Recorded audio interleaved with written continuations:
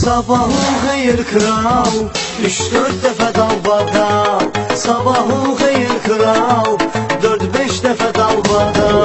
Sabahın xeyir kral, 3-4 dəfə dalbada. Sabahın xeyir kral, 4-5 dəfə dalbada.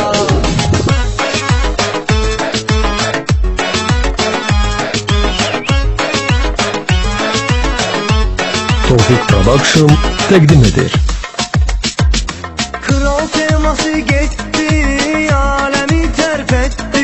Dedilər kral, nə günə qalmısan kral, mövzumuz var aktual. Sabahın xeyir kral, 3-4 dəfə dalbada. Sabahın xeyir kral, 4-5 dəfə dalbada.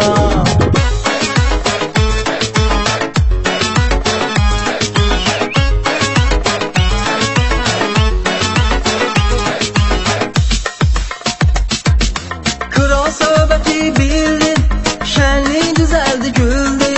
Təcili məktub gəldi, oxu görək Aycan. kral, sən boynu al. Sabahın xeyir kral, 3-4 dəfə dalbada.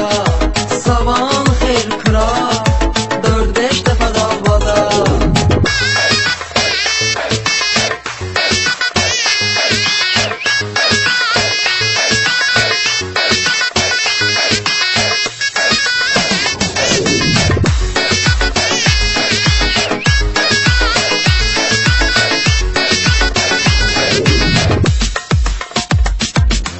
Kralın ən sərt üzüdür, eşidin bu kralın sözüdür.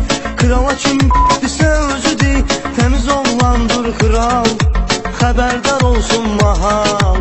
Sabahın xeyir kral, 3-4 dəfə dalbada.